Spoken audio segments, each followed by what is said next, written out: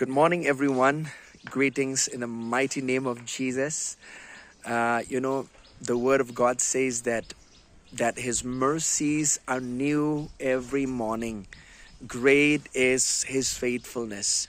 And today I just want to remind you, that whatever you're going through right now, remember that His mercies are new every morning. There is new mercies, new strength that is made available for us, to overcome each day of the challenges or the adversity that we are facing in our lives. Remember that His presence is within us. His presence is upon us to empower us, to bring the victory that we desire in our lives.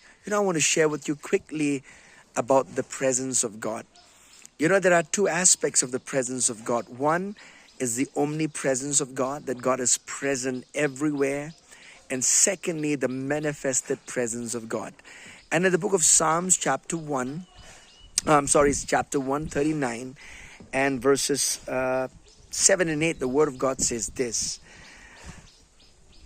"Where can I go from your spirit, or where can I flee from your presence? If I ascend into heaven, you are there. If I make my bed in hell, behold, you are there." So we see from scripture that God, He fills the whole earth, right? He's present everywhere. The omnipresence of God. But do you know this, that even though God is present everywhere, but His manifested presence is not everywhere. His manifest presence is not there in hell, right?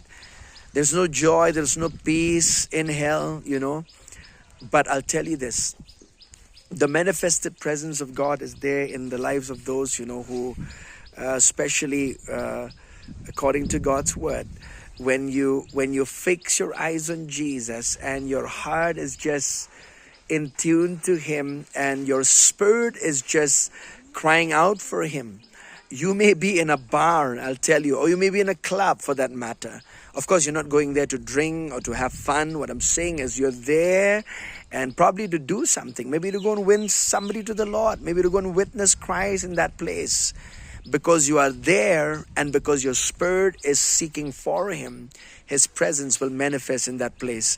And so the Word of God says this in John chapter 14 and verses 21, okay? Let me read this because this is such a wonderful verse of scripture. 14:21 says, "He who has my commandments and keeps them, it is he who loves me." So it's not just about, saying with our mouths how much we love Jesus, but it's about keeping the commandments of His word. It's about obeying His word, right? And then he who loves me will be loved by my Father, and I will love him and manifest myself to him, the Word of God says. So see, Jesus wants to manifest Himself, His presence, And when we say the manifested presence of God, meaning something that is from the invisible is made visible, something that is not perceptible to the touch, now it's perceptible to the touch, meaning it's tangible. Sometimes the presence of God manifests and it's perceptible to the touch. You can feel the presence of God. And usually it's our spirit that feels the presence of God because we contact God with our spirit, man. But sometimes the degree of the presence of God is so strong, you may feel it in your body. You can feel heat flowing in your body, or, maybe a current like flowing in your body. That's the presence of God manifesting, you see. The presence of God is in us. In the new covenant, because of the indwelling presence of the Holy Spirit of God, His presence is within you.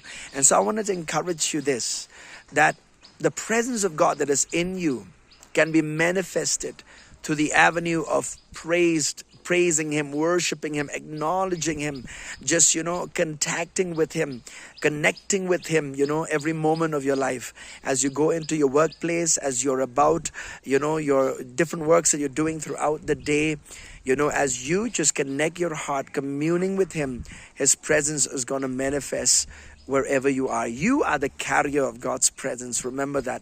Because of the indwelling presence of the Holy Spirit of God, you are the carrier of God's presence. So God bless you. I love you. And Jesus loves you.